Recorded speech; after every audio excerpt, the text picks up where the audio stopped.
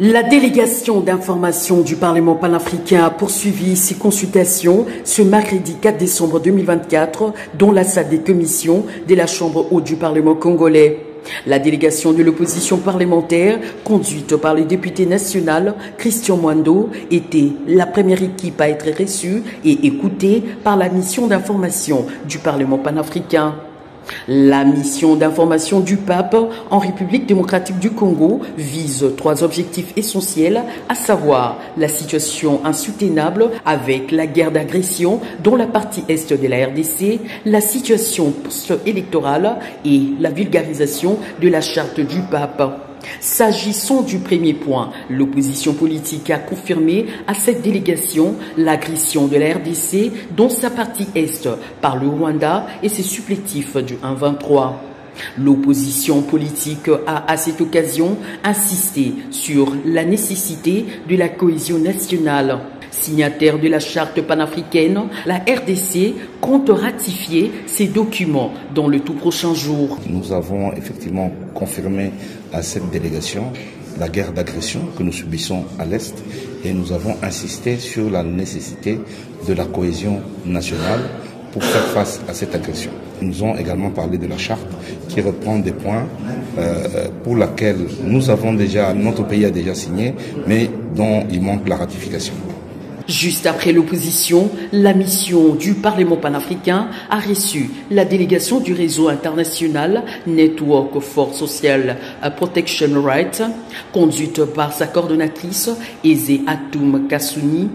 Ce réseau est une structure de la société civile qui compte 15 organisations membres et 100 organisations membres indirectes avec environ 10 millions de membres répartis à travers la RDC. Nous sommes sans ignorer que notre population vit dans l'insécurité la plus criante et que personne ne mérite. Nous sommes sans ignorer qu'à l'Est, il y a des femmes violées, les enfants en déplacement, les vieillards. La situation n'est pas du tout bonne et aujourd'hui, c'était pour nous une opportunité de parler avec les parlements africains, qui est un parlement de peuples africains, et nous les avons interpellés parce que ça fait plus de 2 décennies que la population congolaise subisse les injustices, des violences. Où est-ce qu'ils ont été tout ce temps? C'est une situation qui concerne le peuple congolais d'une manière particulière, mais toute l'Afrique en général, et nous pensons qu'il est temps de mutualiser nos efforts pour qu'enfin la paix revienne en RDC. Autre délégation à être reçue par cette mission d'information du pape, c'est celle de la majorité parlementaire conduite par le député national Bindoulé. La séance s'est déroulée à huis clos.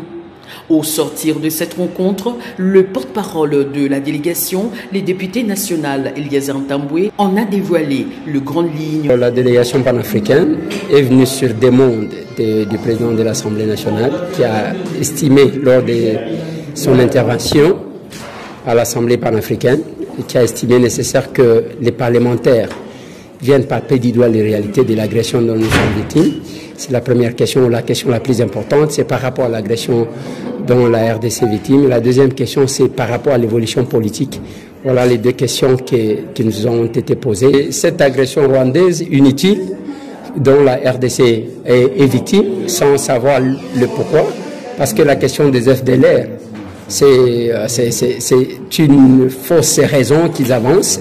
Il y a les collègues tels que nous sommes là qui ont dit retracer l'historique de ces conflits dont nous sommes victimes actuellement, mais aussi la dimension de l'exploitation des minéraux qui est là, parce que le malheur que la RDC a aujourd'hui, c'est le fait que nous soyons riches en ressources naturelles qui créent la convoitise de tout le monde. On a parlé aussi de la question des ADF NALU, qui sont aussi sur les territoires congolais, qui sont considérés comme des groupes terroristes, alors qui est d'ailleurs constitué des ressortissants de plusieurs pays.